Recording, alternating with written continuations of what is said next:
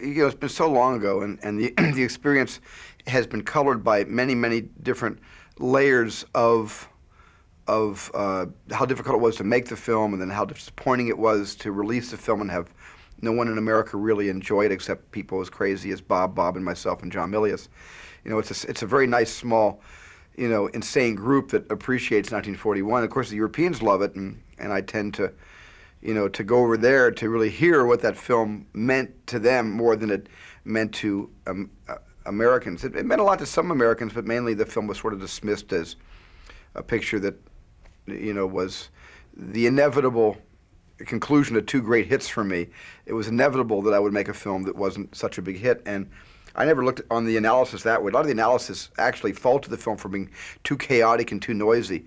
And in fact, I think looking back on the movie, one of the most enjoyable things about the film for me is that the film is pretty much no different than playing Doom 2 or on your computer today. It really is a blast in the face of imagery and sound and crazy people and over-the-top performances and clash of cultures and ideals and revisionist history.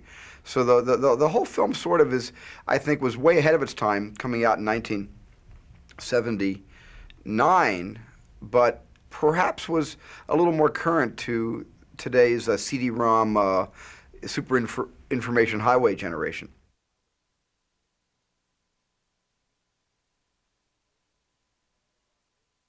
The two Bobs came to my office right out of SC, and they were big fans of mine, and they wanted to do a movie, and they were struggling, and they wanted to do a movie called Bordello of Blood, which was a vampire horror sex movie. And we talked about that and everything, and we got kind of carried away with that. And then I guess I met them then, and they just sort of hung around and stuff, and they were so full of energy and everything, and Stephen was always around, so he kind of got infected with their energy, and they wrote something. I don't remember what they wrote before 1941, but they wrote something else before that. They wrote a script called Tank. They showed me a script called Tank, and it was pretty darn good too. We had written a screenplay called Tank, and it was another movie made called that, but it wasn't our story.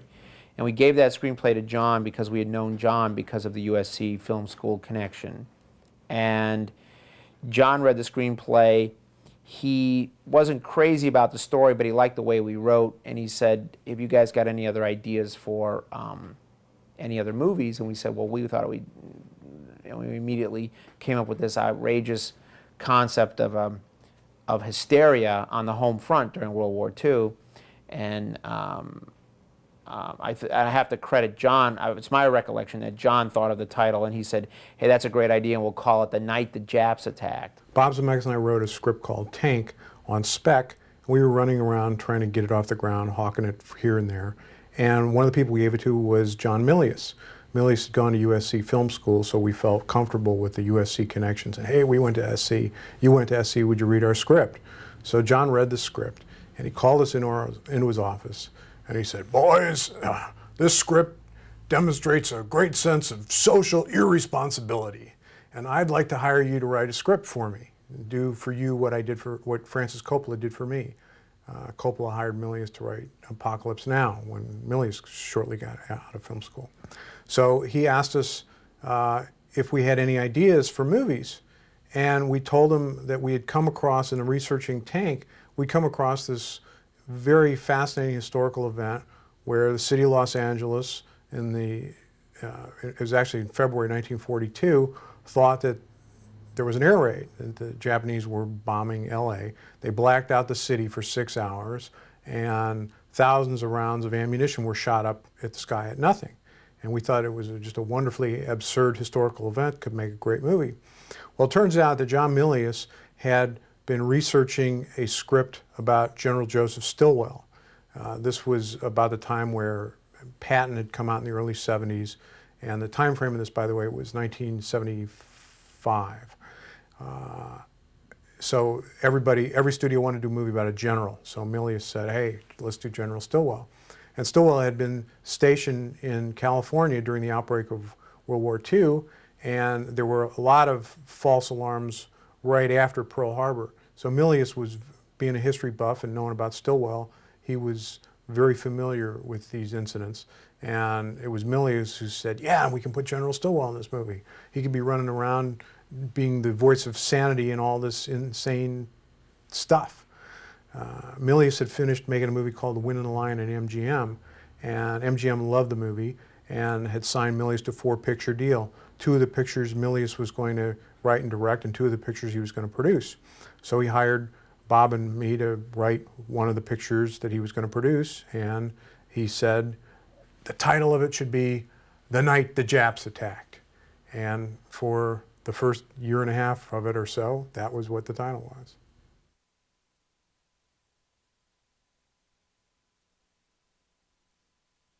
Researching the script, both Bob and myself immersed ourselves totally in the 1940s. I went down to the downtown LA library every day. I didn't have a car at the time. I'd ride my bike down there, and I'd spend 7 or 8 hours a day in the history department just reading and absorbing old magazines and books and all kinds of period stuff. And we were watching old movies, listening to records, listening to music of the time, big band stuff. The Anderson sisters, of course, are in the movie as a reference to the real Andrews sisters, who were about the most popular singing group at the time. And one of the things that we noticed in the old movies from the 40s was they would say, buy war bonds at this theater.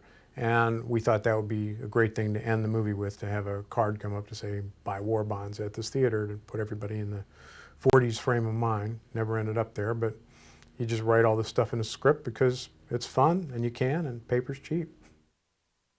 We combined a number of historical events into one big mess in 1941. And among what those events really were, first of all, there really was a Japanese submarine that shelled the coast of California. This took place actually in February 1942. The submarine, the great story about it is that this was a submarine, or the captain of the submarine had been an oil tanker captain, and he had come to Santa Barbara a lot, to the Standard Oil facility there, to buy oil from the United States. One day when he came ashore, the executives of Standard Oil were treating him like an important dignitary from a foreign country, as was the custom, and they were escorting him up the path from the beach, and he slipped and he fell into a patch of cactus right on his ass.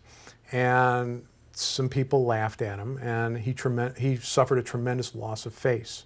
Very bad thing in the Japanese culture.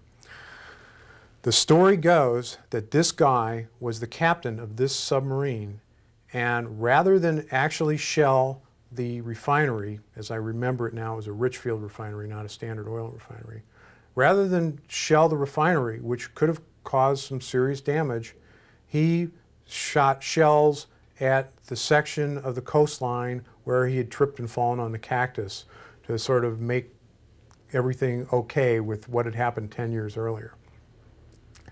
The Japanese actually had a plan to have all 12 of their submarines up and down the west coast of the United States on Christmas Eve. They were all going to open fire, and it was going to be a big psychologically demoralizing blow to the United States. They didn't care where they hit anything, but just the idea that there could be 12 enemy subs right off the west coast of America, the Japanese thought would be a terrifically demoralizing blow to America.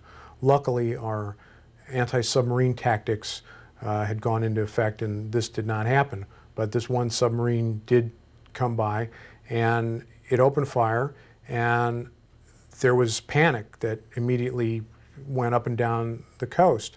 And because of this sighting of the submarine, LA had very itchy trigger fingers.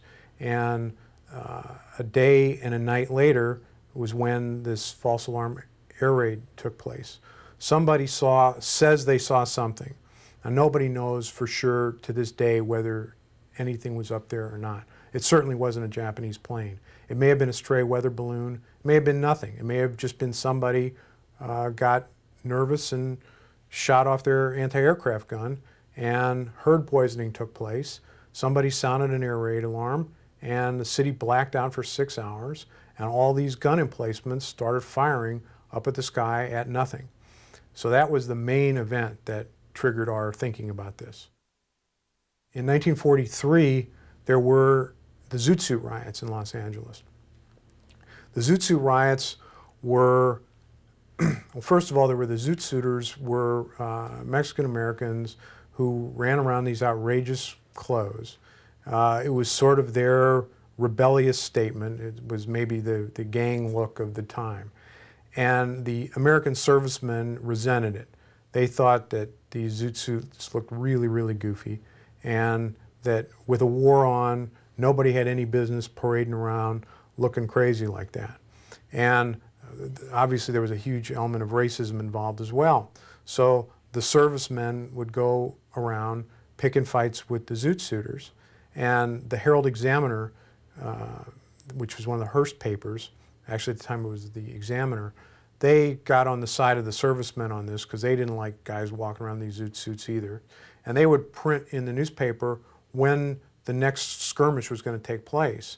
And finally these developed into riots because people would read that there was supposed to be a brawl happening at the corner of 7th and San Pedro Street, and then all these servicemen would show up and all these Zoot Suiters would show up and they would make it happen, and they'd have a brawl and it turned into a riot, and police went out, and we thought that was a pretty interesting thing to have happen, and so we wrote a riot into the movie.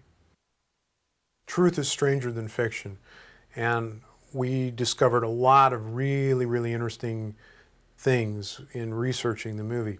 One of them was that on the roof of the Lockheed plant in Burbank, they actually built a quarter-size or sixth-size town. They built fake city streets with little buildings on it so that anybody flying over the plant looking down, it would look like there was a street there. It was not a plant, it was a street. So we came across this and said, oh, what a great setting for a scene.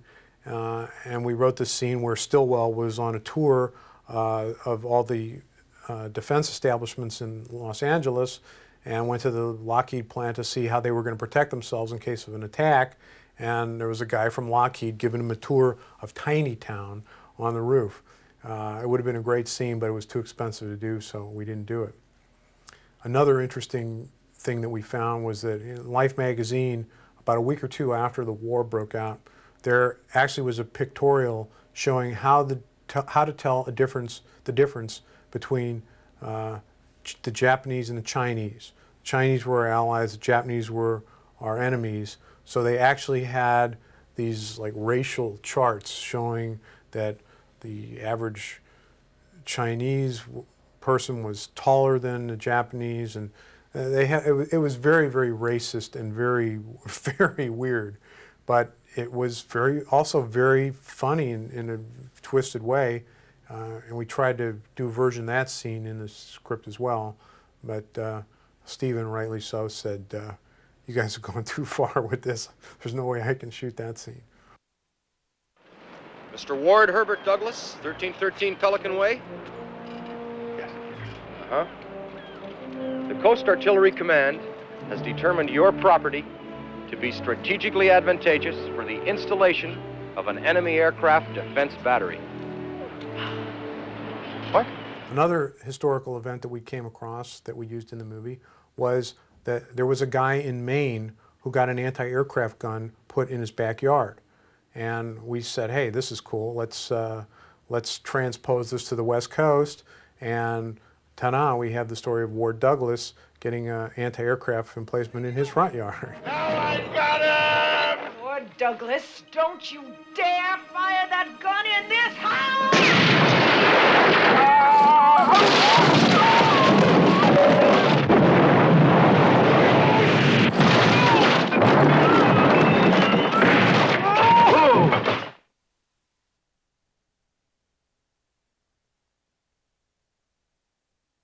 The history of 1941 at MGM is real interesting.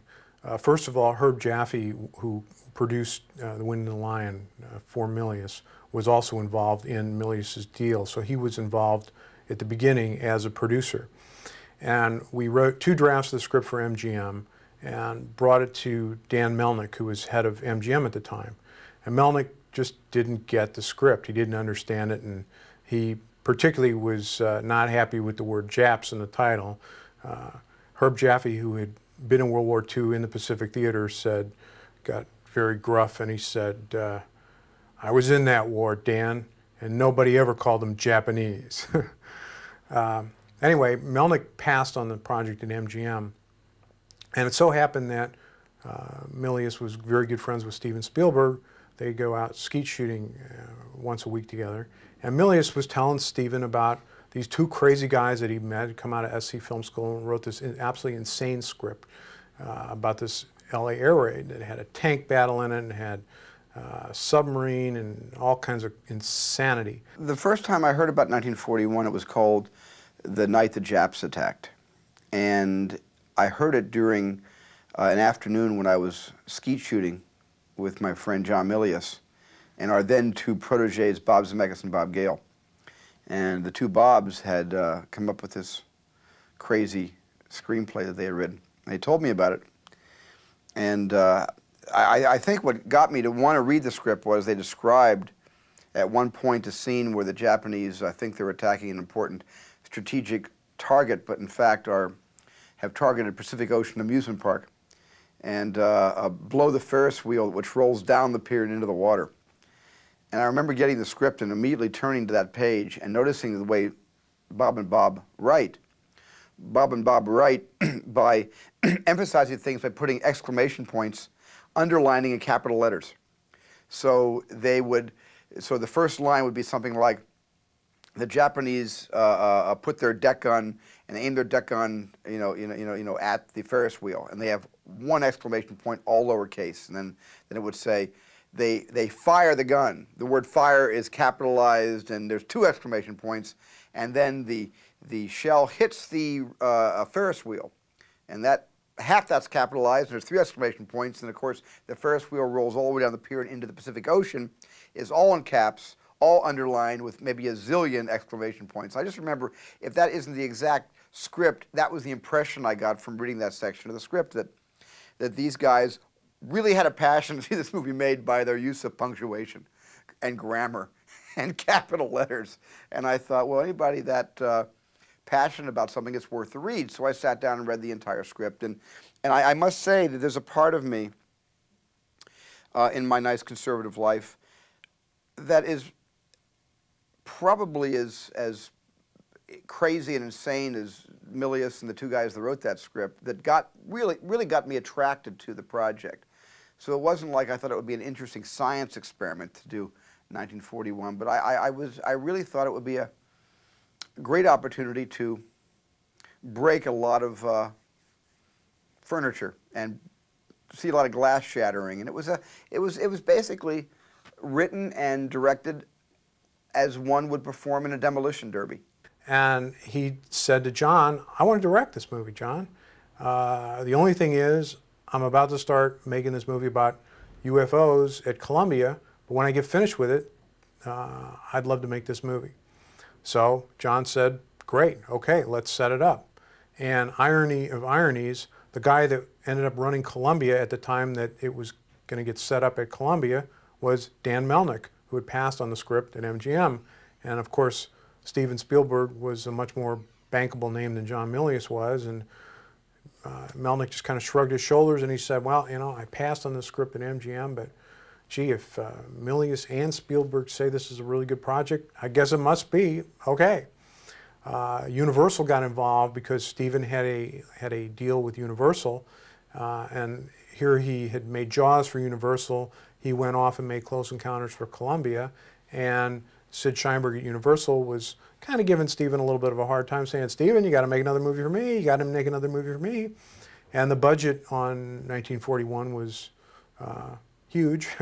So Steven said, I got an idea. Why don't we make this a co-production between Columbia and Universal? And they flipped a coin to decide who got domestic distribution.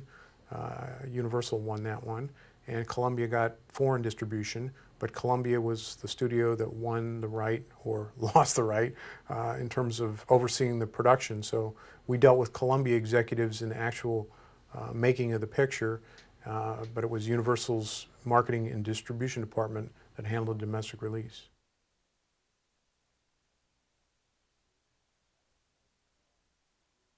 I've never had a career plan where I've planned my next 3 movies. It was just something that came at me, and I knew that John was interested in directing it, but then Big Wednesday came along, which was truly his personal passion and his pleasure to do a surfing movie, and which made the script available. And then John said, "Why don't you direct this?" And I had read it already because the two Bobs were sort of, interning with myself and with John over the years. And I read it and I said, well, I'm not doing anything at the moment. And I really made a decision like that. It was not like, gee, this is going to be good or bad for my career. I'd literally committed to direct the movie based on I wasn't doing anything better at the time. So I said, sure, why not? This is a free year, and I don't have any great passion gnawing at me. My great passion had been Close Encounters of the Third Kind, and that was actually winding up at the time because I was right in the middle of pre-production on Close Encounters when I read 1941. But I had nothing after that, and I thought, gee, what an interesting, story. Not even so much a story, what an interesting opportunity to, as I said before, break a lot of stuff. So I committed to it, and then Bob Zemeckis and Bob Gale came to Mobile, Alabama several times while I was shooting this other humongously difficult production, and we were talking about California, 1941, and we were trading ideas and doing the rewrite while I was actually shooting a film that up to that point had been the most personal filmmaking experience of my career. And the thing that's interesting about it is that, the screenplay fell into the hands of the only person on earth at the time who could have even attempted to think about making a movie that was on this scale. So the planets were all sort of lining up pretty well there. And then Bob and I went down to Alabama and worked with Stephen on the screenplay for, I think, over a month or something while he was doing Close Encounters down there. He set us up in an office in an airplane hangar where he was shooting the mothership stuff, and we'd be up there coming up with new ideas and writing new scenes, and then every once in a while run down and watch Stephen shoot some. And then at night we'd go over to Stephen's house. He'd rent in this house, and we'd kick around. He'd read the new scenes. We'd kick around some ideas. We'd revise what we'd written, and we did that for 5 weeks, and it was great. We all lived together in one house. And the two Bobs were there, Bob Zemeckis and Bob Gale. They lived there too, because while we were editing Close Encounters, we were editing right there in the den. Had the editing room there. The two Bobs would be hanging out, and they'd be watching, and it was just a lot of fun. They'd be joking around. They're very comfortable to be with, two Bobs. So there was always a lot of laughs, and it was always very comfortable. They were writing this crazy script. We didn't know if it would ever get done, but it got done. And it was just a delightful experience. I guess they just got out of college or something. Steve found them, and it was a lot of fun. And while we were editing, they were writing. During the day, Steve would be out shooting, I'd be editing, and they'd be writing in the other room. Bob and I write everything together in longhand. I mean, we actually sit in the room together and we act and talk out every scene, and then it's written in longhand. And then Bob, once we finally work out the scene, and we just write a sketch of the action and dialogue, and then Bob takes that information in his notes and he goes and writes it in the typewriter, and then from there we start to just again together. We start to edit everything that we write and then constantly keep revising it.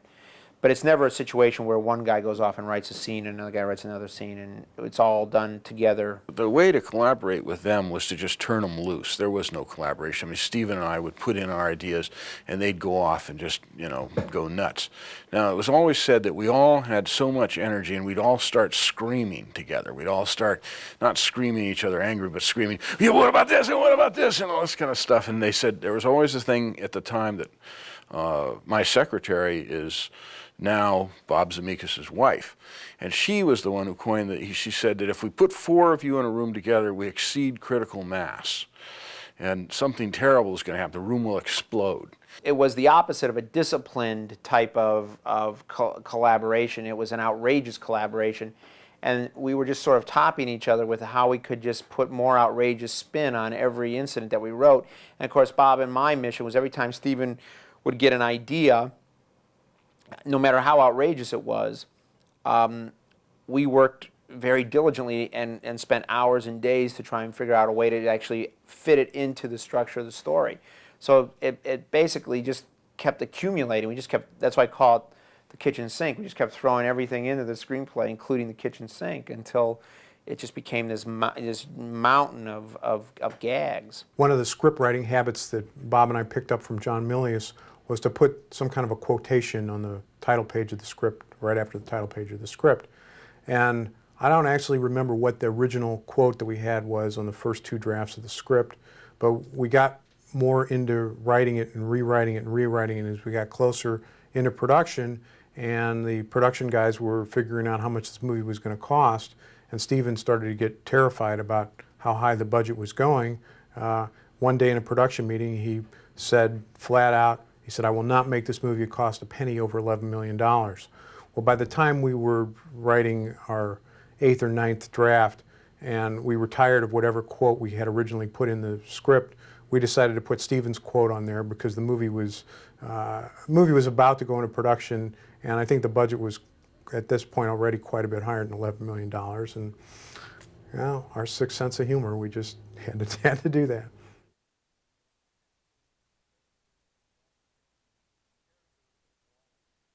The character of Wally, who in the movie is played by Bobby DeCicco, was always going to be the unifying character. It was sort of his story touched everybody else's story, the quest of this one character. And some of that, I think, got lost in how the movie finally ended up being edited, but in the expanded version that is on this disc, I think you'll be able to see how his story did and was the main focal point that just cut through everybody else's story. In the original draft, we first actually even met General Stilwell through Wally, because Wally and Dennis went to this department store. They create this false alarm air raid so that as a diversion, so that Wally can steal the zoot suit. He doesn't have enough money to get a zoot suit, and he wants to have a zoot suit because he's going to look much better in the zoot suit to win the jitterbug contest. There was another scene that was in originally that actually this was one that Steven thought of, where we were going to meet Wally practicing his dance steps by mimicking Fred Astaire behind the screen of a movie theater. And so there would be this giant Fred Astaire and this little Wally, and Wally would be doing the same dance numbers as Fred Astaire. It'd be a great visual image. And the usher came and caught him and threw him out of the theater, and they broke through the screen. And for some absurd reason, we thought it would be funny if there was some Joey Brown short on the screen as well, and they could run out of Joey Brown's wide open mouth. One of the ideas that John Milius had about what should happen in the story was that there should be a character who lost her virginity during the air raid. So we had devised this sequence where Betty ended up losing her virginity to Sitarsky under a truck while the air raid was going on. Because with the air raid going on, he was handing her these lines. You know, those are the Japs, they're bombing us, we're all going to die.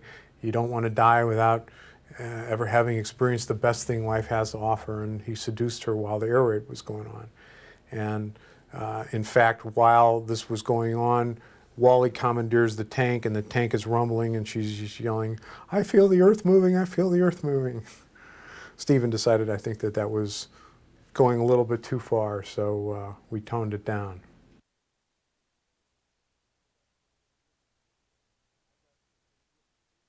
I got to be a real producer. I got to go make deals for the actors, and it was really fun going to the agents and buying the actors. And I had this wonderful technique. I'd offer, say, a 10% increase on the actor as to what they'd got, and I'd gotten before, and I'd say, you have until 4:30 to accept the deal. And then at 5 o'clock, I'm cutting it $5,000. At 6 o'clock, $5,000 more. And of course, they never want to get back to you, and they'd usually get back to me the next afternoon. I said, well, let me see, we're down to such and such by now, And I made all these agents cry. I loved it. It was terrific, My name's Wild Bill Kelso, and don't you forget it. Wild Bill Kelso was actually a relatively minor character in the original drafts of the script, and he became a bigger character when John Belushi was cast to play him. It was our intention that this character just came in at the end of the movie to add insult to injury. But then I completely understand that when someone like John Belushi gets cast, then he was a big star then, and he was added into more of the movie and became brought into the film earlier on. Steven decided that he should put more of John Belushi in the movie, and did a couple of extra scenes where he got lost over the Grand Canyon and tried to open up Coca-Cola or the tomato soup or whatever it was, on all kinds of gags in his airplane. Start.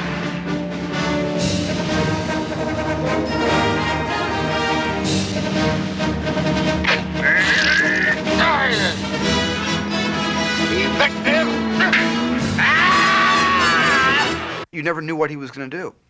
You never knew if he would stay with the script or make up his own dialogue, or he was going to turn to the left with a funny-looking extra that appealed to John's sense of humor that he might want to fold into the scene or not. You didn't know what John was going to do.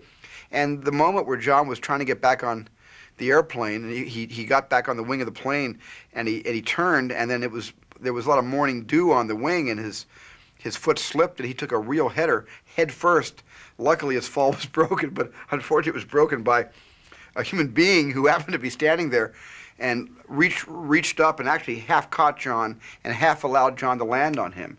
And if you step down your version, you'll see the fall John took was a pretty serious fall, but John didn't get hurt. It didn't even faze him, and fortunately, the actor he fell on was not hurt. So, and it was a very natural fall, so I kept it in the movie. Working with John Belushi was in itself a motion picture experience. I mean, that's a whole other story. We would need a whole other laser disc to talk about that, because that was a whole other experience. I really loved John Belushi and had a great time working with him. And he was great to me and my family, and we got along great, and he's just an amazing talent. He's still missed today.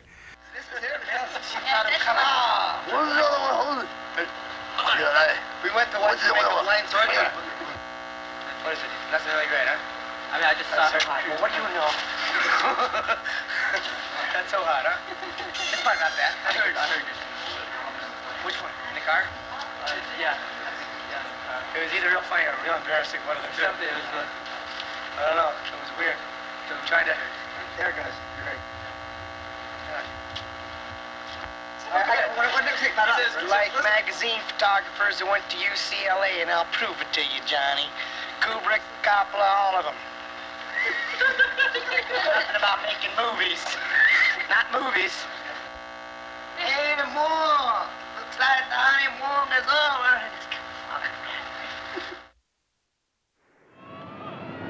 Madness. It's the only word to describe it. This isn't the state of California, this is a state of insanity. My first choice for General Stilwell was Charlton Heston.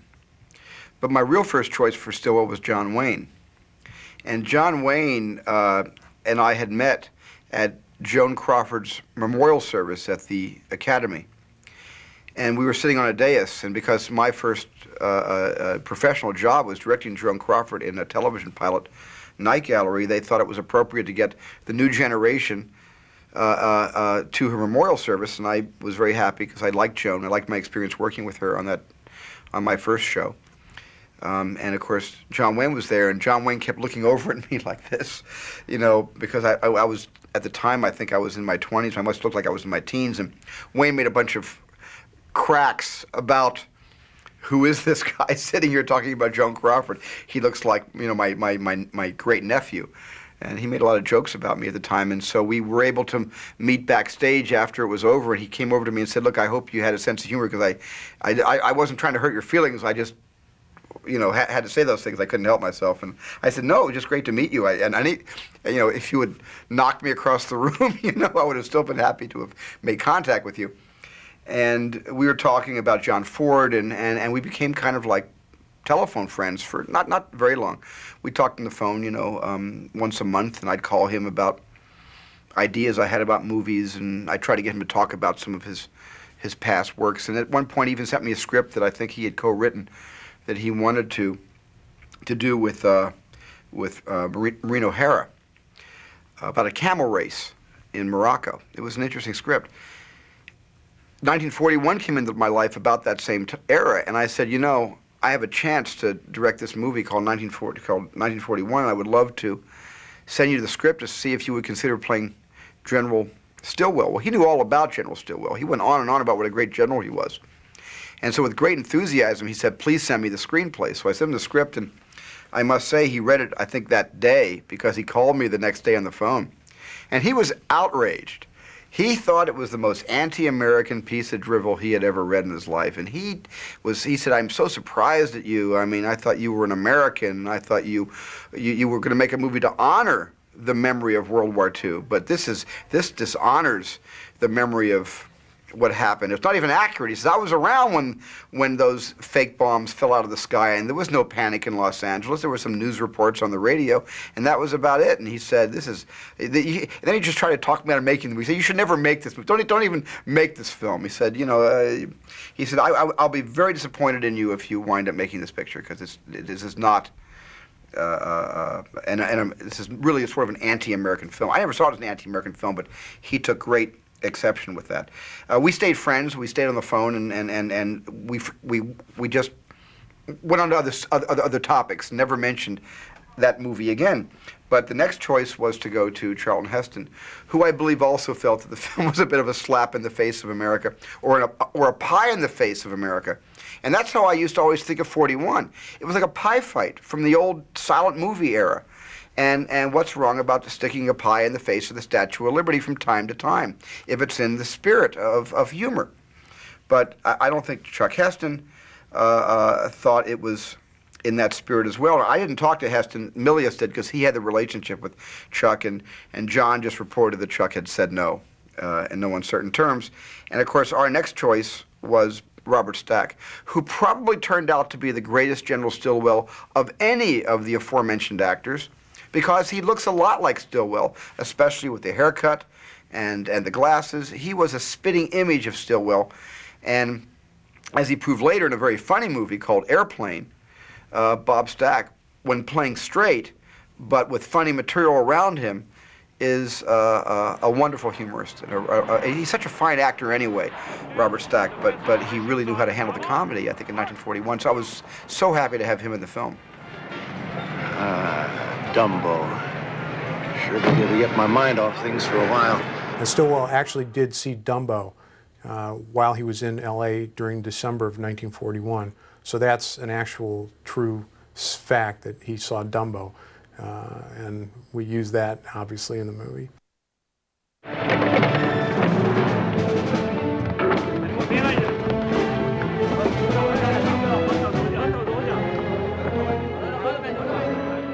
Toshiro was acting like a drill instructor in the Marine Corps.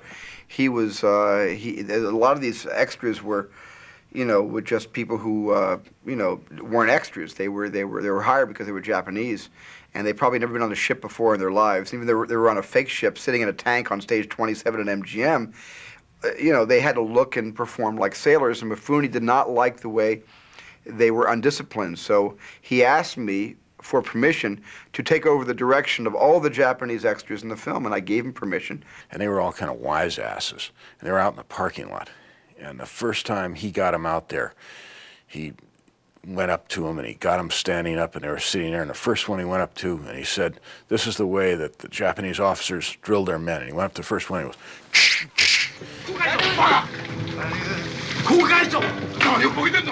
and the guy came to attention. The rest of them came to attention, and from that day on, they were his. By the end of the movie, they would have all died in a banzai charge for Toshiro Mifune. He was their emperor. Bring on your tough horses. You never had one that would set me to guess and learn. The original concept of the Japanese was that they would always stay on their sub. They never would leave their sub. Well, Stephen and John got this idea about seeing the Japanese come into a hot dog stand and cut up hot dogs like sushi. And Stephen also wanted to do his version of the old Three Stooges gag where the Stooges were dressed up as Christmas trees and go wandering around and are hiding out. And it was kind of a funny scene. And there was this farmer who happened into the place where the Japanese were cutting up these hot dogs, got scared and ran off, and that was the extent of his part. Well, Stephen cast Slim Pickens to play this part, who essentially had no dialogue.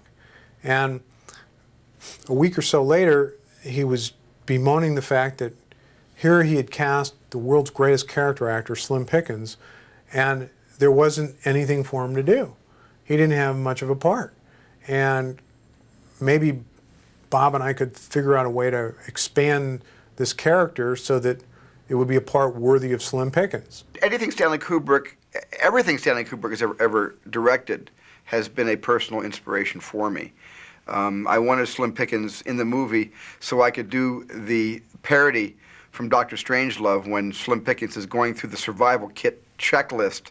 And of course he goes through the Cracker Jack box, and he also goes through the checklist of all the items that they're taking from his pockets. And it was a bit of a both a send-up and an homage to those moments in Dr. Strangelove. It was actually Brian De Palma who suggested that his name be Hollis Wood, and do a sort of who's on first routine, because the Japanese are looking for Hollywood, and Holly is short for Hollis, and everybody would call Hollis Hollywood. So they're asking him, "Where's Hollywood?" And he's going, "I'm right here. I'm right here."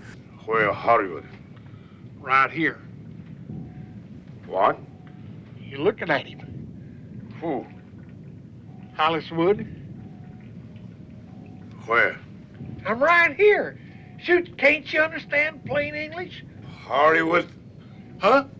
Where? Here. Ironically, it turned out to be a lot funnier than the original scene that Slim Pickens got cast to do, which was just this one thing with him running away from this little shack. So the trees sequence ended up not being in the release version of the movie, and all this other stuff did. Hey, this grapefruit's rotten. I'm gonna throw it away. Is it all right with you if I throw it away? All right, I'm gonna throw it away. Here it goes. It's going, it's going, it's going, it's going, going, it's going, it's going. Now, the interesting story about the two guys on the Ferris wheel. Now, don't say another word. We envisioned Jackie Gleason and Art Carney playing them and sort of doing a Ralph Cramden, Ed Norton routine on the Ferris wheel. And we actually described the characters as one of them looks like a bus driver and the other one looks as if he might work in a sewer. And we wrote this great routine for him to do. And then we found out that they absolutely refused to work together. Jackie Gleason was contacted by Sally Dennison, the casting director, and he said, "I'm sorry, I just will not work with Art Carney," which was really kind of sad. Subsequent to when we had written those scenes, Bob and I made the movie I Want to Hold Your Hand, and we discovered Eddie Deason. And Stephen loved Eddie Deason, as do we. And so we wrote the part for Eddie Deason. Oh, boy, my favorite. A bologna and clam sandwich smothered in garlic. You want some? What's the matter, pal? You got an upset stomach? Well, I got just the thing right here for a stomach ache. What is it? Buttermilk. No, thank you. Yeah, well, if he's not going to drink it, give it to me. My stomach's upset, too. Oh, you want some? All right, here it is. He says he wants more.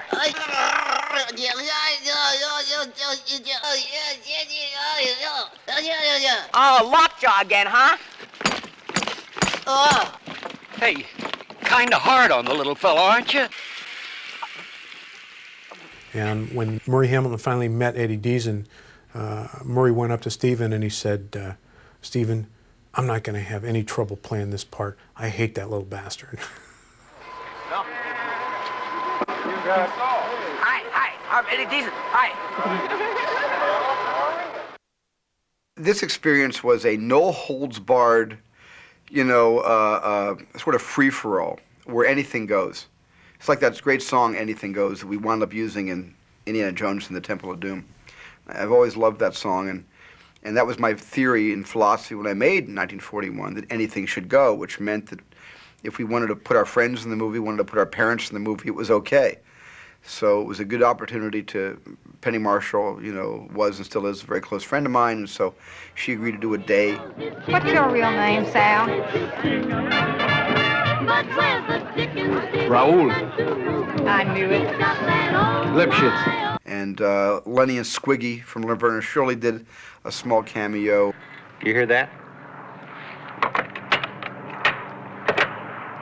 Yeah. Milius ran through it as a crazed Santa Claus firing a gun into the air. This is the kind of movie that if you worked on it, you were going to be in it sooner or later, because it just sprawled all over everything. You couldn't help but get it on you, So I don't remember how that happened. I think that I showed up on the set, and Stephen was always having me write things on the spot, because he always maintained that I wrote my best things right there, leaning over the hood of a car or something like that. So he'd say, do a scene like this, or do a scene. I think this was one of those scenes where he says, do a scene where Santa Claus comes up and shoots out the lights. And so I wrote the scene or whatever, and he says, now you be Santa Claus.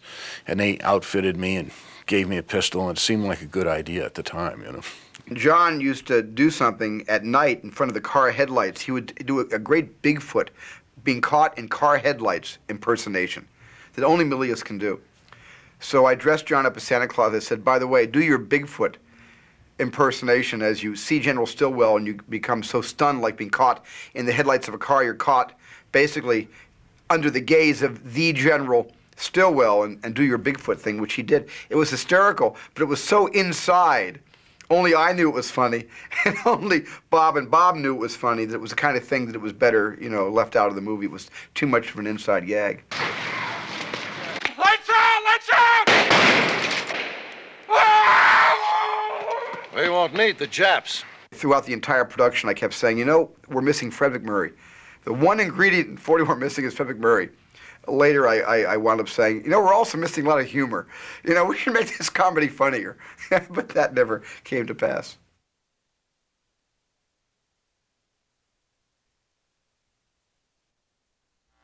This is the board for the night the Japs attacked Los Angeles. And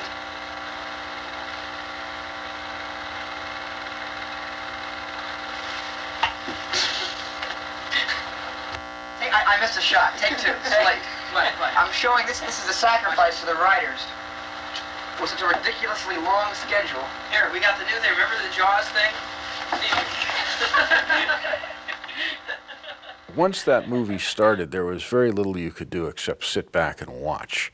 It just got, it's like a snowball that was out of control, and it rolled down the hill and then finally stopped, But I came to the set every day and would, listen to Stephen's latest ideas of, like driving a tank through a paint factory and a turpentine factory or something like this, and said, do you really need to do this, And I really didn't know what I was doing on this movie. I got to tell you, I think one of the reasons the film came out, so chaotic is I really didn't have a vision for 1941. And if Bob Zemeckis was the director, I'm convinced that Bob would have done a much better job than me had he been an accomplished director in 1978, because that was really the kind of film that the author should have stepped forward and directed. Mine and Bob's our first intention when we wrote the early drafts of the screenplay was that it was supposed to be a very black comedy. And it was very, very dark and very cynical. And a lot of that was tempered by Stephen, and then a lot of the cast that came in. So the film shifted from this very dark satire to more of a screwball comedy. All right, this is a new rule. This is the last couple days of June 1978, and I am on my way into the office of A-Team at the hangar in Burbank, where we are preparing 1941, to see how large the budget has gotten overnight.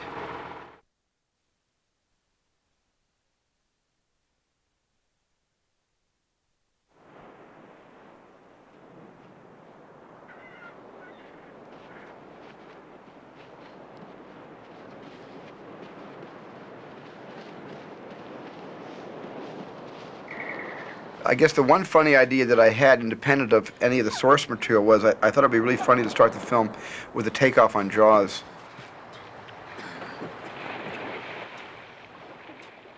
And I ideally wanted to use the same girl, Susan Bacalini, who we used in Jaws, swimming out and doing a little bit of the balletics, the water ballet.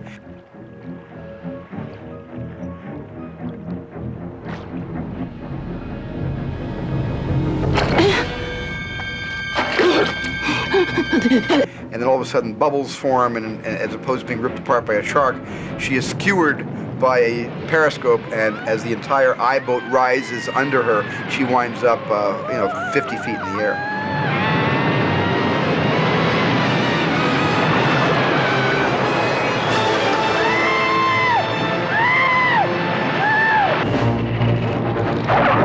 Only real aficionados of Duel would understand what I was trying to do with 1941.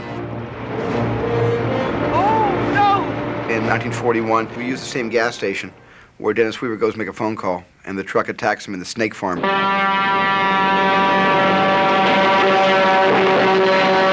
And knocks all the snake cages over, and the rattlesnake snaps at him, and he gets the tarantula on his leg. Not only did I use the same gas station, but I used Lucille Benson, who was the actress, who was the owner of the snake farm, and then I wanted her to be the owner of the gas station. Fill her up! That's it!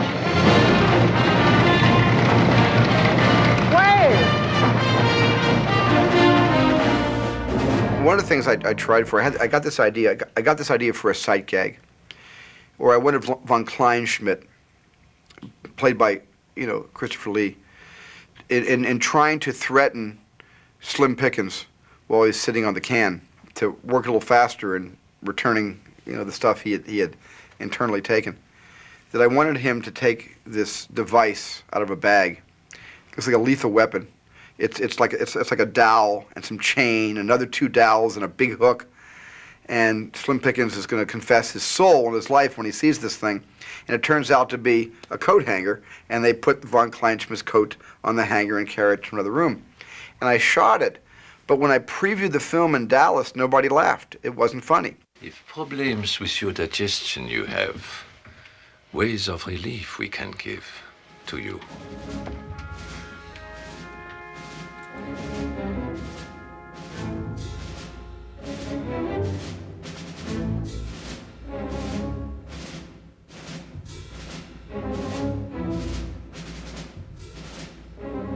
I was determined to get this gag to work in one of these movies, and I had this bet with myself. I would try this gag out in my next 10 films, and I would stop when it was got a laugh. And fortunately, when Tote comes out in Raiders of the Lost Ark, and he takes the torture device and turns it into a coat hanger, it got a big laugh, and I was satisfied.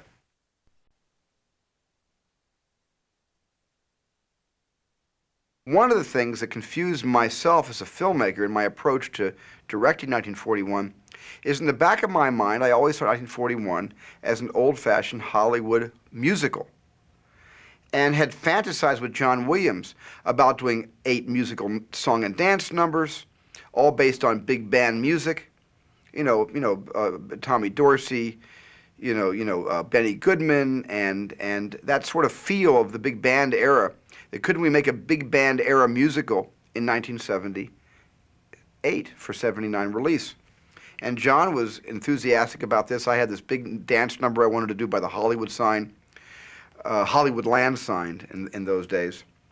And I had other areas in the film that I thought we could cut out 20 lines of dialogue and instead replace those ideas in that that narrative with a musical narrative.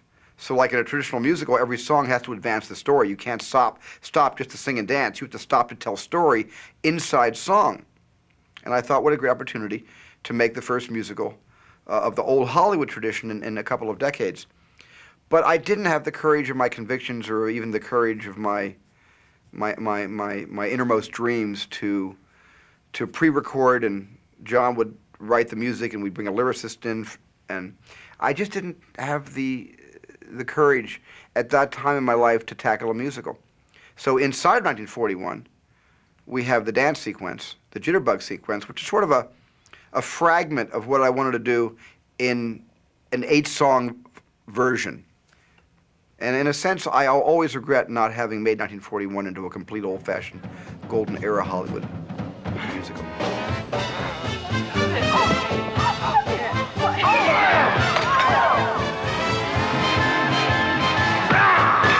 I think the most satisfying experience for me in making 1941 was shooting the Jitterbug contest, which Tom DeRolf choreographed for me. In the case of 1941, music preparation, I think, began a little bit earlier than usual because of the canteen sequence especially, which had the fight in it and also kind of ballet, a sort of dance, if you like. And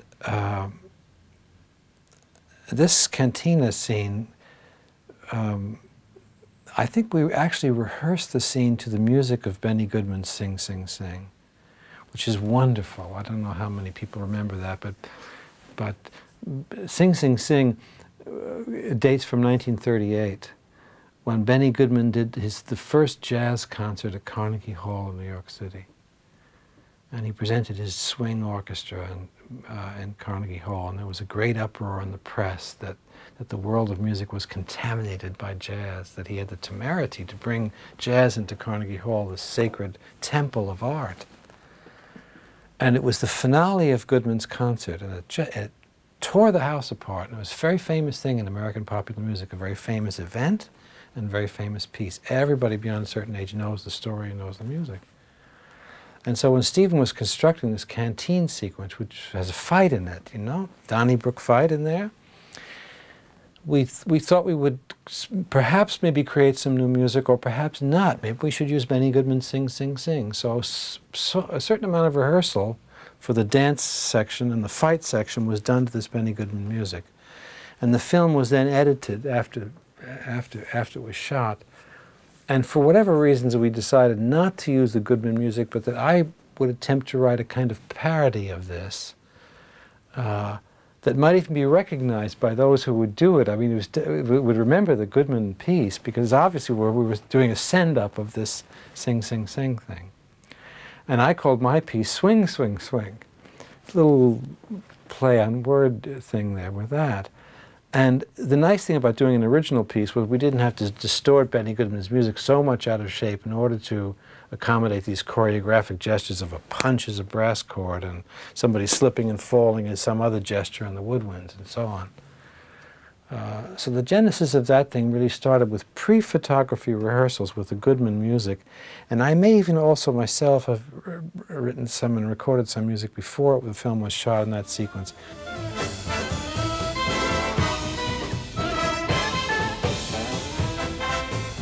This is the sequence shot at the USO, and it's not in the picture where Bobby Seco dances on top of the table, and we actually believe that it's Bobby doing all the dancing all the time. Bobby was a good dancer, but I don't know if he was quite the tap dancer that Stephen wanted. We did a switch. We thought that Tom's dancing, his just tapping, was so good. How could we start on Tom's feet and let him do some real Fred Astaire hoofing, dolly down this banquet table on his feet, and then somehow wind up without a cut with Bobby DeCicco landing into the medium shot. And the one way we did it was we lowered a kind of trapeze bar from the ceiling. So Tom just had to lift himself up, and then Bobby had to lower himself down, so there would be a nice blend between the feet making a jump. So Tom's feet jumped and Bobby's feet landed.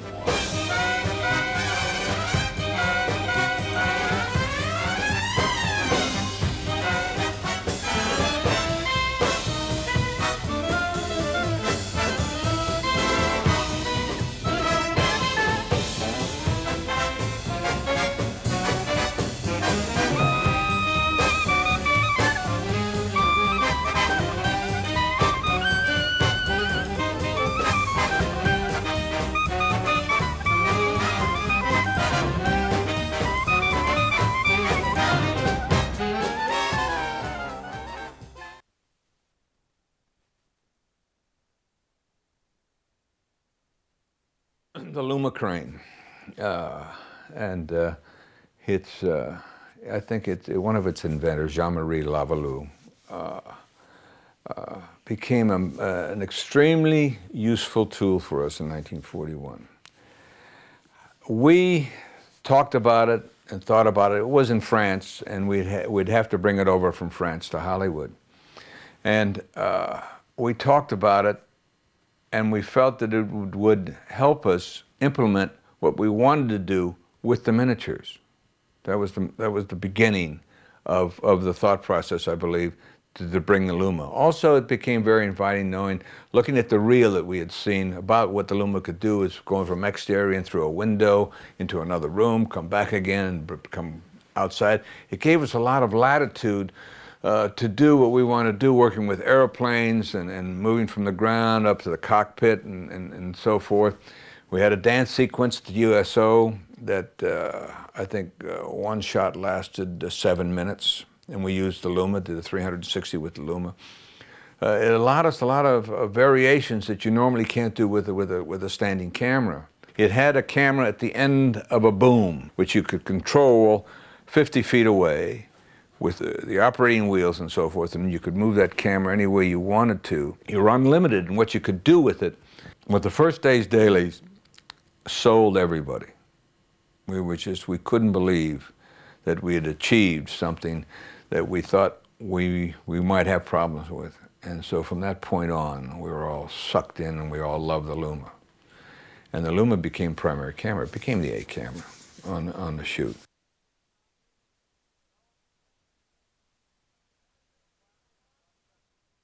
Everything's gonna work. Hey, Terry, this is your big chance.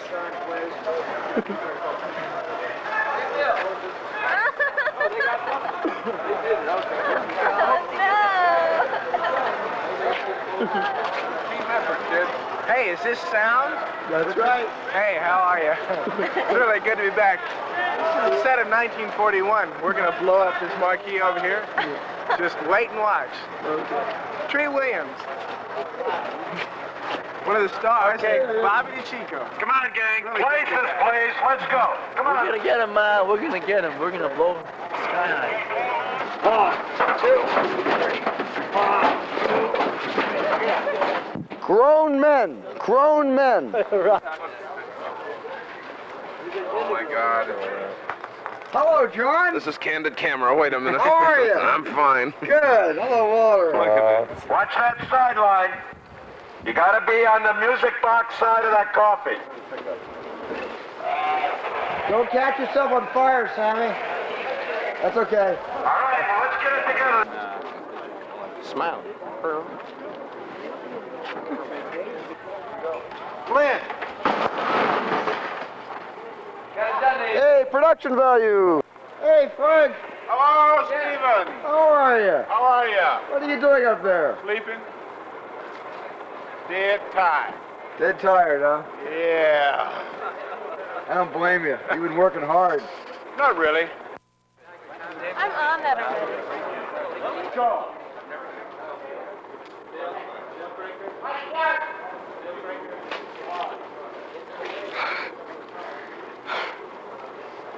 Any more gun volunteers? Let's light them up. Quick, Bob, say something obscene. Hi, Steve. Hi, Bob. Let's touch lenses.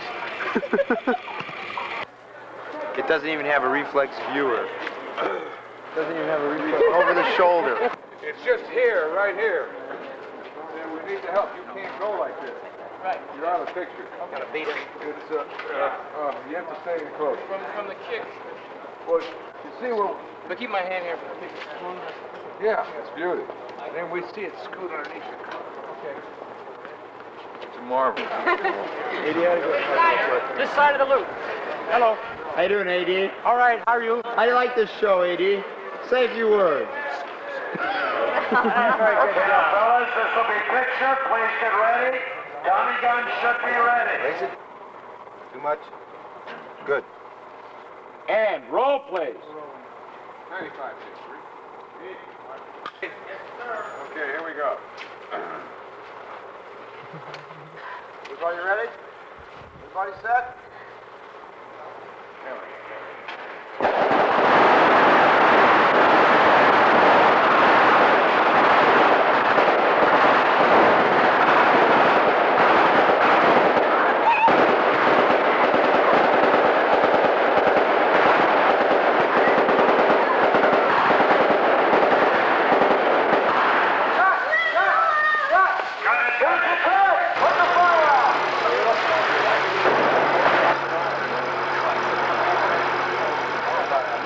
You're like a battered woman. Just like an eight's enough, Where's right? the slammer I was told about? Right. Just like every day, Yes, right? really. Now, that last take treated it last time, you see? Look at that blood. Skin, Tony. That's real blood. Here. About a week. Oh, I love it. Just about a week is all. All right, everybody go back and we'll come back in a week. Andy, are you done, Andy? To work.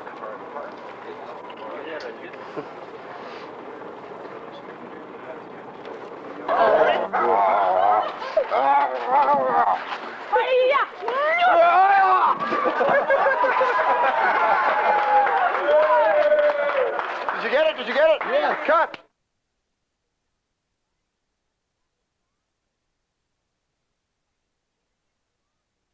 We've got about 10% less of this stuff showing out, but then we added some.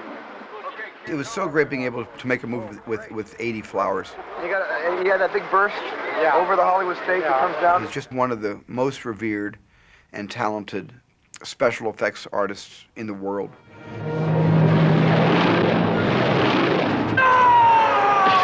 To create the effect of a full-size plane rolling over, we did use a technique that I'd worked on years ago at MGM when we built a set in a huge circle.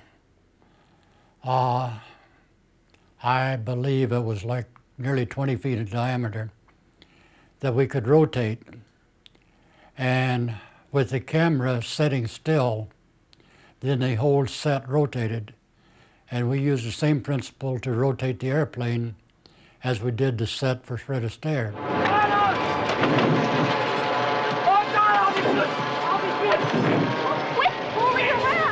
Now that takes care of the full-size plane, but then we also made we call it a guillotine, to make a miniature plane roll. We put miniature airplanes, on wires.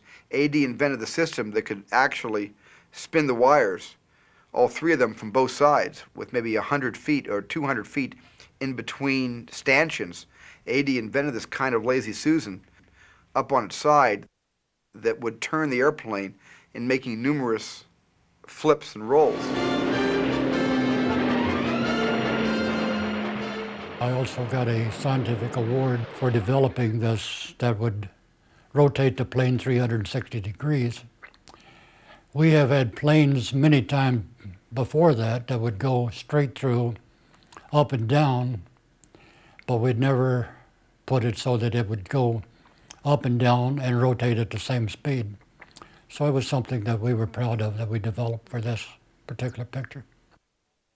The crash landing on Hollywood Boulevard was flying a full-size plane on a free flight through the air, which I had never done before, and whether it had been, I don't know.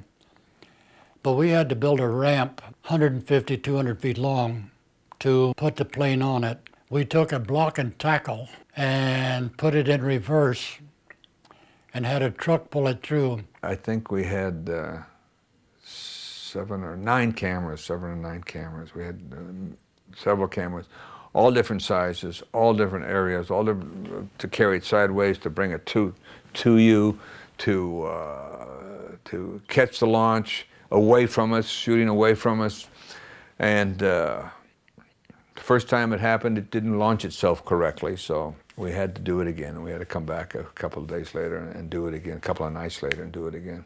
And the second time was absolutely perfect. It just launched and skidded, and it was intercut with the other cameras that we had, which elongated that slide.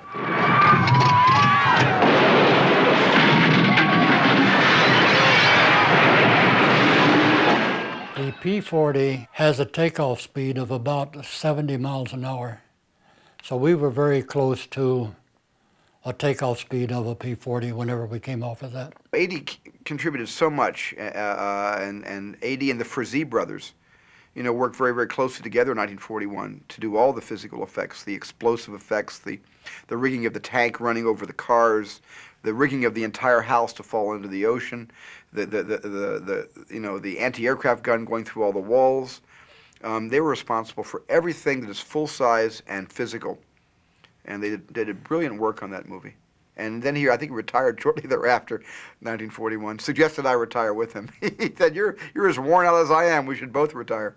AD, we'd like to interview you about that last shot. We had a short in our switch, sir, and when he plugged it in, it went automatically.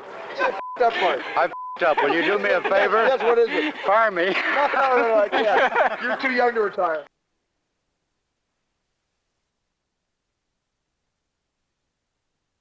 I brought Chuck Jones, the famous director of animation, the inventor of the Coyote and Roadrunner, and the director of so many of the great Warner Brothers cartoons. And I met him and wanted to bring some of that Warner Brothers Looney Tune value to 1941. And Chuck came up with a great sequence about a runaway torpedo that goes through town with people actually falling on top of it and riding it for a few blocks and getting knocked off and it going under cars and threatening to hit something and blow up part of Los Angeles. And Chuck came up with something that was so wonderfully, so loony in its concept and so toony in its execution that it would have been perfect for animation, cell animation, but would have been technically and logistically impossible to shoot with a movie camera with stunt people and real sets in a real world. Maybe today with CGI, computer digital technology, it would be much easier to make that sequence, come to life. But we couldn't do it with with the money I had in the budget in 1978. They wanted us to build a torpedo that would come out of the water. This would be full size. Go up the beach, across the highway with asphalt, and explode at the other end. So we went to work and we built a torpedo. This was also on tracks. To create the asphalt, we used slabs of cork. And when the torpedo would hit the cork, it would crush it and throw it up in the air to make it look like it was actually asphalt.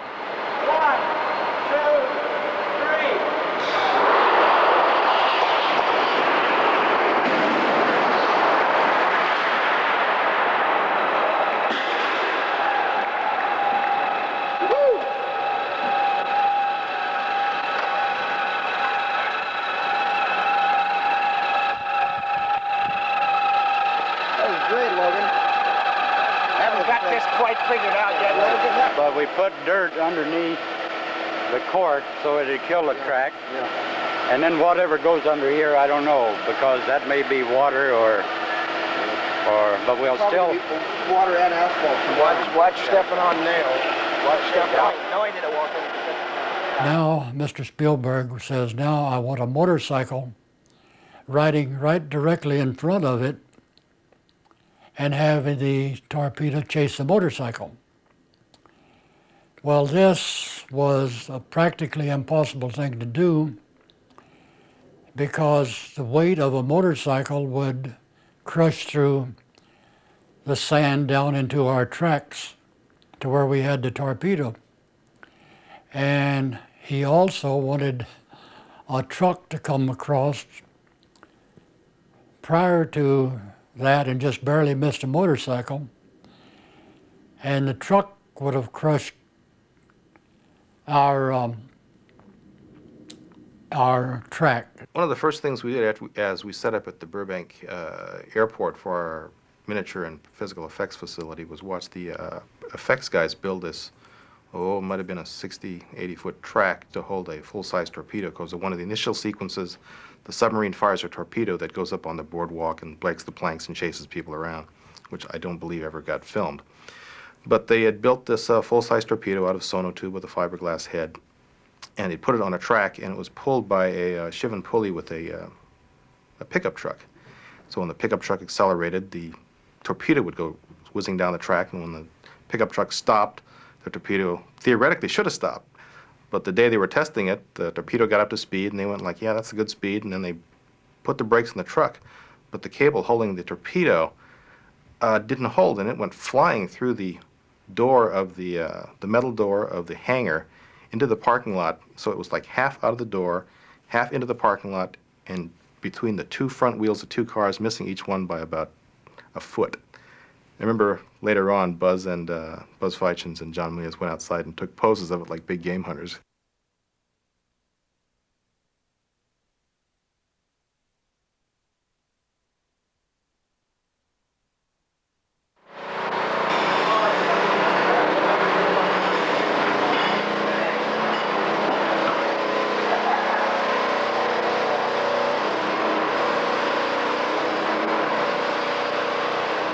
I'm so proud of 1941 for another reason.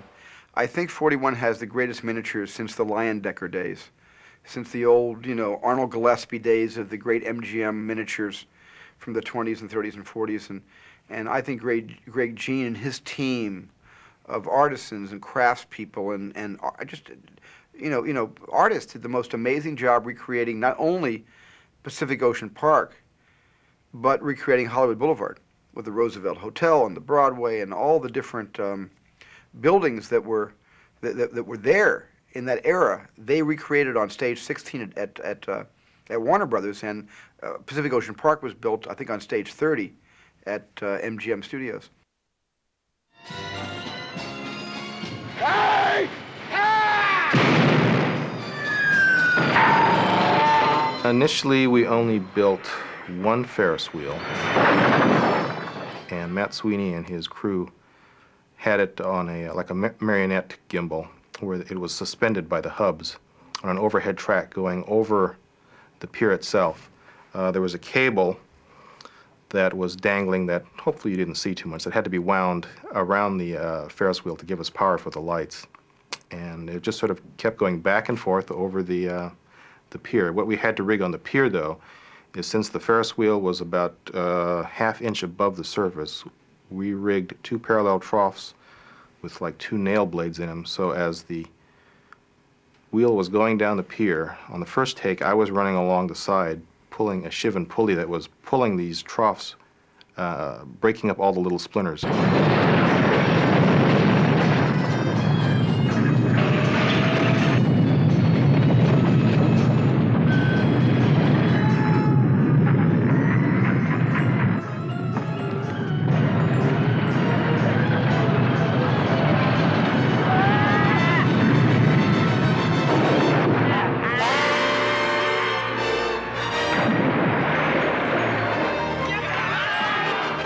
We arrived at MGM about 5:30 in the morning and rigged the Ferris wheel, and we probably started to roll camera about 9 o'clock, and everything was going well.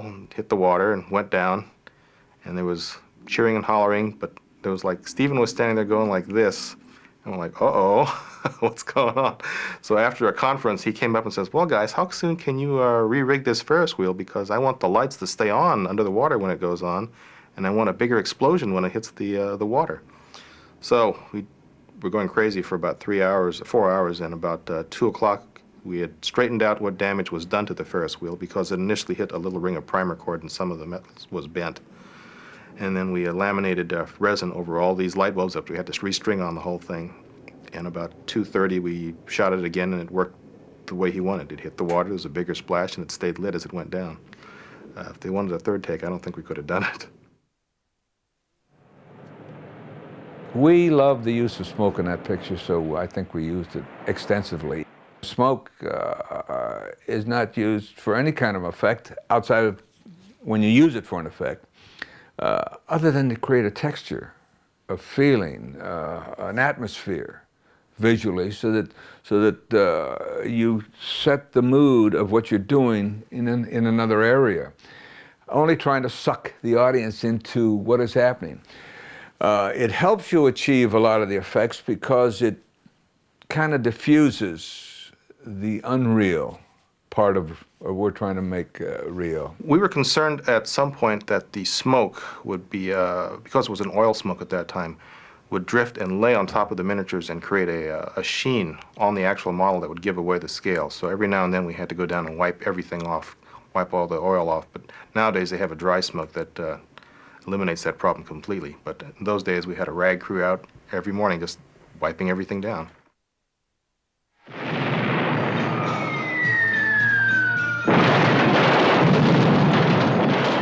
Miniature explosions is an effects man's nightmare because it's easy to create a large explosion, but to create an explosion that will match the scale of the miniatures is a lot more difficult. In all the explosions, I ran a bunch of tests at 90 frames a second on putting primer cord inside of a balsa wood plywood structure and blowing it up. And it was, even at 90 frames a second, it was too fast and looked like a miniature. And I had this idea, which I don't think had ever been done before. And I said, how do we slow down an explosion? I want these explosions to be slower so we see more detail of the buildings blowing up. And I came up with this idea of using air mortars, that you would put the air mortar just below the stage floor and aimed only 4 or 5 inches away from the outer wall of the building you want to blow up. And then inside the air mortar, I put glitter, Christmas glitter, red and silver glitter, and little tiny pieces of balsa wood, which we call minutia, and mixed it all in there. Then I thought we should put flash bulbs with different colors on the flash bulbs, orange, yellow, red, white flash bulbs, and trigger the flash bulbs at the moment the air mortar is exploding the walls out. So you had a backlit effect, so all the minutia would be backlit by these flashes. And then I could reduce my frame speed to about 45 frames a second instead of 60 or 90 frames a second, and all the explosions were done with air mortars. And I'm very proud of that because it really gave each explosion was much more detailed the way things blew up.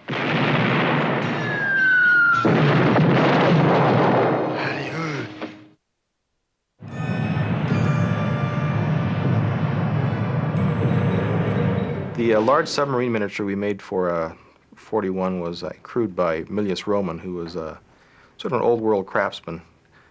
And he made this thing, I think it was like 15 feet long. He did it with planks and spars, then we skinned it with foam and fiberglassed it, put ballast tanks in it. So it was actually sort of could have been a functioning little submarine. I think it wound up being used in Raiders of the Lost Ark later on. But the weirdest experience we had with it was in the tank, the Esther Williams tank at MGM, and somehow during the night, I think one of the studio people left the drain off the tank, and the tank wound up draining itself. The submarine was tethered to the side, and it just sort of, in the morning, it was like sort of twisted and broken. We had to like flood the tank again, fill it up, and do some emergency repairs to get it going. But it was like repairing a regular boat, just getting in there with fiberglass cloth and putting it all back together. A lot of things changed during the middle of production, like the scale of the miniatures. We started building them in one scale, a lot smaller, because we could get dollhouse material that was that size, and etc. And then we did some camera tests and found out that it'd be nicer if they went half a size bigger. So it's like we made molds and patterns for the tanks and the planes in this smaller scale, and then wound up never using them at all and going to a bigger scale.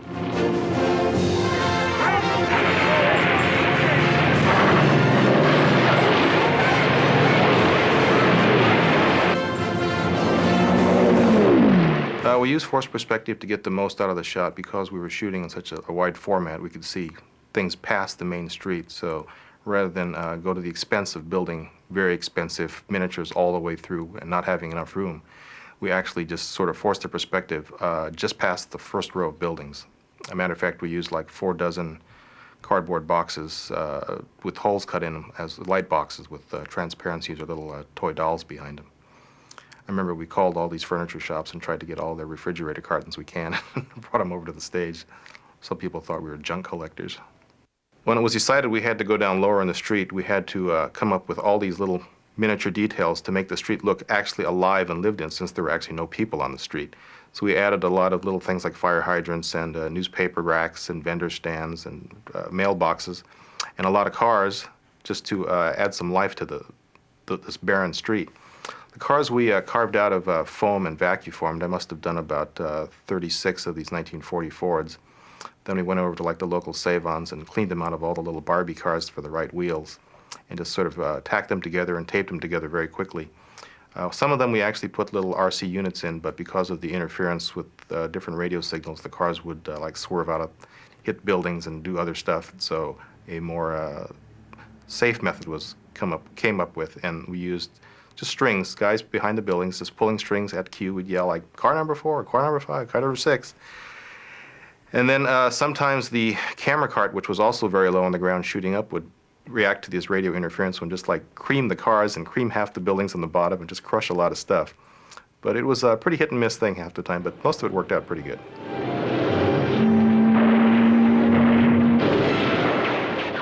A lot of people have brought up the fact that the buildings on Hollywood Boulevard aren't exactly where they're supposed to be. This was falls into the category of artistic license. The art department had built little maquettes and just said, well, let's do this because the plane looks better going by this thing on this side and going by this thing on the other side.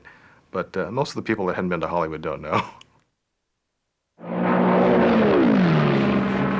The San Fernando Valley set required us, well, we could have built anything, but we just decided to get drawings of what the actual streets were at the time, and we blew it up. And proportionally, we found out the houses were about that big. So we just went to the bandsaw and the table saw and just whacked out a whole bunch of houses that wound up being very much like Monopoly houses. And we had rubber stamps made with windows and doors on them. We just painted them and stamped them on it, and we just had them all over the place. So yeah, I think a lot of people took them home for Monopoly sets.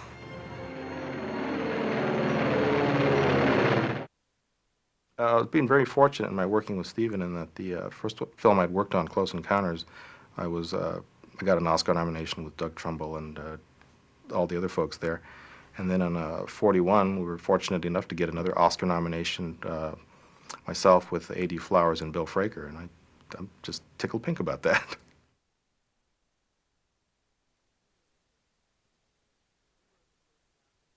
When we wrote the first draft of the script, the ending of the movie was everybody going off to war. And Milius thought, gee, there should be a tag. We should find out what happened to Wally and Betty after the war was over. So we had one version where Wally came back from the war wanting to marry Betty and she'd married somebody else. And then that was too sad, and we decided that he should come back and she would still be there and they would get married and live happily ever after. And then we said, well, gee, that may be too sentimental. And then we went completely insane and came up with one where we actually had Wally and Dennis on board the B-17 that dropped the bomb over Hiroshima. And Wally said, you know, remember how those Japanese screwed up my chance to win that dance contest? Yeah, this is for you. He drops the bomb. I don't think we even wrote that one. That was my favorite ending. It turned out that after that the movie flashed back and Wally was the bombardier in the Enola Gay. That was the ending I always wanted to put on the movie. But it was too outrageous for everyone. No one would listen to me. So we decided that what ought to be is just not jump 5 years ahead of time and just finish the movie and end the movie the morning after all this insanity took place. So we were going to just have this big convoy leave the Douglas home where everything ended up to the tune of Goodbye Mama, I'm Off to Yokohama, which was a big propaganda song at the time, and kind of have everybody march out of the theater in a patriotic frenzy of some sort. In the earlier draft of the script, Stillwell actually went out to the La Brea tar pits because Kelso had said he shot down this Japanese plane, that's where it was. And of course, Stillwell finds Burkhead out there, and it's not a Japanese plane, and he's really pissed off. It's his own guy. And he says, Burkhead, there's a madman running around telling people that he shot down a Jap plane, and I believe him. So I want you to get a bucket of red paint. And you know what you're going to do with that red paint? No, sir. What, sir? And Stillwell ordered, he ordered his men to paint the imperial, the Japanese symbol on the tail, the rising sun on the tail. And then all the press assembled Kelso to actually have John Belushi to have his picture taken with his down plane, which was his tail sticking out of the tar, but was actually an American B-17. But of course, no one knew that, and it looked like a Japanese plane. And he actually became a hero. And he's leaning up against it, and he looks at his hand, and the red paint, there's red paint on his hand, and he puts it back up. Kelso not even knowing that he didn't shoot down a real Japanese plane. The Douglas home was originally rigged to fall off the cliff, not because that was how the movie was going to end, but because Stephen had this idea that during the shootout, when Ward was shooting at the submarine, all of his firing the anti-aircraft gun would destroy his own house, and the house would fall over during that gunfight. And Bob said, you know, the movie doesn't end really well. The movie has kind of a weak ending. It sort of tapers off and goes into a lot of dialogue. Why can't we end the entire film with the house falling off the cliff, you know, Ward's house? So that's what we did. I just want to remind us all that we're not going to let a bunch of treacherous enemy killjoys ruin our Christmas.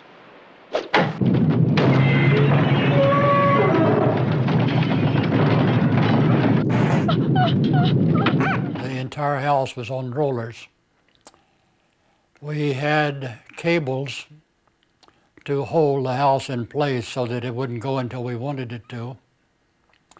And for a little bit of insurance, we had an incline for the rollers to roll the house down. This happened to be the first time that I'd ever done this. And it was a one-shot. And to really be honest, it turned out better than I expected.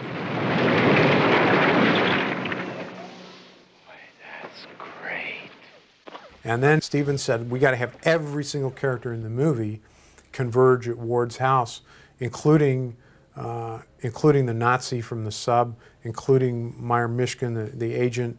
And he actually shot this thing where somehow von Kleinschmidt ended up in the Jap trap with Meyer Mishkin, and Meyer Mishkin wanted to sign him up to play Nazis in American movies. And there was no shortage of great ideas and great gags and great bits that everybody was coming up with. And it just turned out that we just had way too many endings, so we just started, Stephen and Mike just started cutting stuff out because the movie didn't need it. The big payoff was, boom, the house falls down. What happens to Wally? What happens to Stillwell? What happens to the other main characters? Nobody really cared about what happened to von Kleinschmidt or Meyer Mishkin, so those bits were cut out. Although in the last helicopter shot in the movie, if you look carefully, you can see Slim Pickens and Christopher Lee in the shot, even though you don't see them in the shenanigans that went before.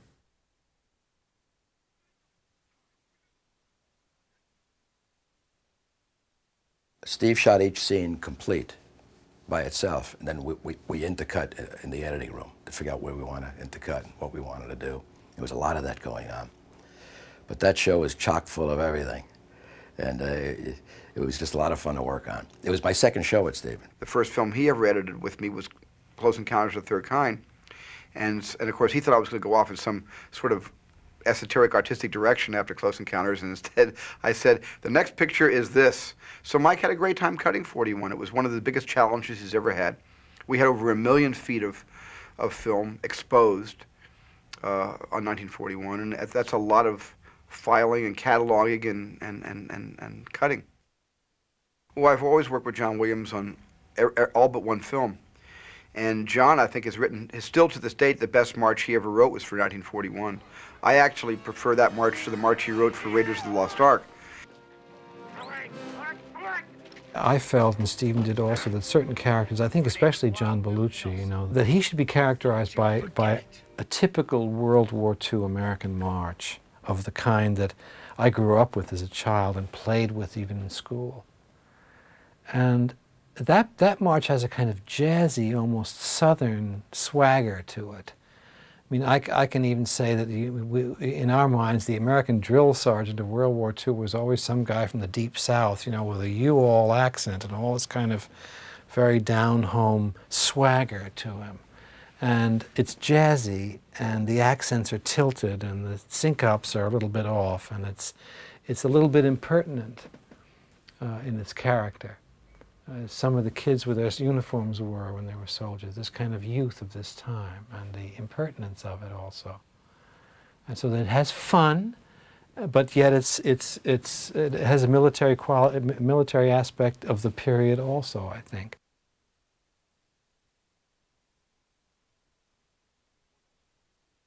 Before 1941, I had experienced 3 sneak previews. Sugar Line Express, because it was a drama and you could hear a pin drop, nobody was expecting great, gouts of riotous laughter. So we had a very successful preview for Sugar Line Express because you wanted people to stay with the movie and not walk out, and everybody stayed, and we had no walkouts, and that was a good experience.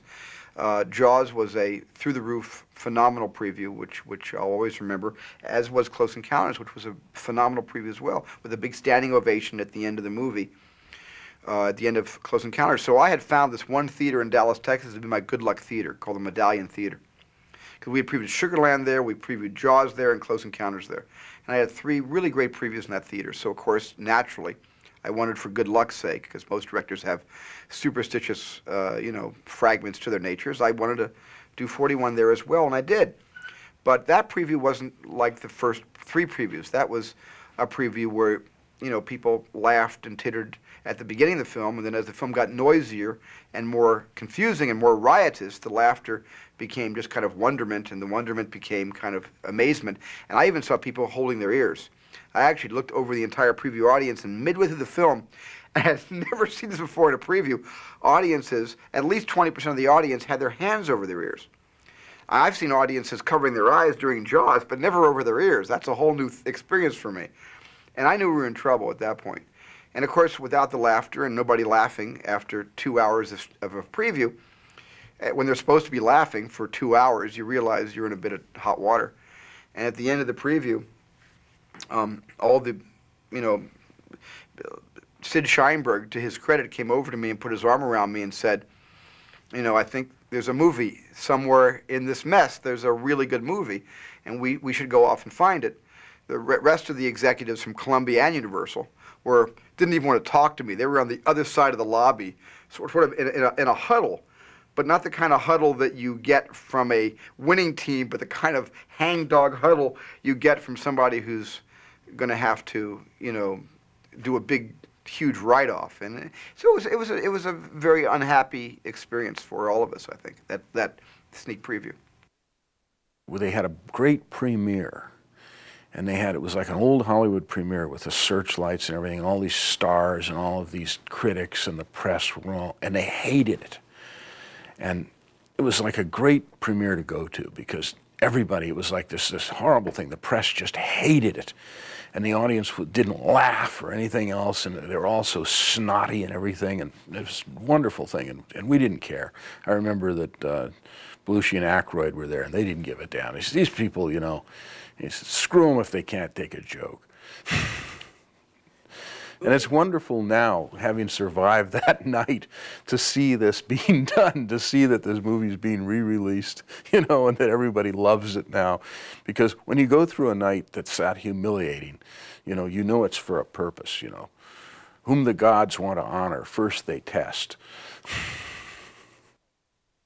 Well, I felt, felt responsible, Felt like, you weren't able to, we missed connecting with the pop mentality of the nation. And it was kind of a strange time, too, because the film was one of those situations where the budget of the film was reviewed more than the movie, and that happens with a lot of big, expensive films that come out. But I'm still very proud of, the outrageous nature. My feeling is that whenever you can have a scene that has Christopher Lee and Slim Pickens and Toshiro Mifune all acting together and all 3 of them speaking a different language, that makes my day. That makes me feel great. A lot of the reviewers are real nasty to Steven. I think that they had set him up way too high in their minds as a god or something, or perhaps it's the natural human thing of when you build somebody up, then the next thing you want to do is tear them down. I think the movie is underappreciated. it is down in the history books as a big flop, but it wasn't a flop. The movie didn't make the kind of money that Stephen's most successful movies have made, obviously, but the movie was by no means a flop, and both Universal and Columbia have come out of it just fine. So certainly there's a stigma that a lot of critics have against slapstick. The general public, I think, recognizes that the Three Stooges are great comedians, but there's an awful lot of critics that don't want to mention the Three Stooges in the same sentence as Charlie Chaplin. We all knew that it wouldn't get good reviews. We knew when we made the movie that it was politically incorrect, and we loved it for that. Matter of fact, the term that we used at that time was social irresponsibility. And ask the Bobs about it, because they'll talk about social irresponsibility. We even had a Latin motto, civitas sine prudentia, which means a citizenry without prudence. And that was the idea, that it was this movie was truly socially irresponsible. And that's what we really loved about it. So we knew that critics would hate it because they were all gunning for Stephen anyway. I pretty much knew we didn't get the reviews on 41. And I read all the reviews about 5 years later, and I was fascinated with them. I thought they were really interesting reviews, and I was almost sorry I hadn't read them closer to the time the film was out.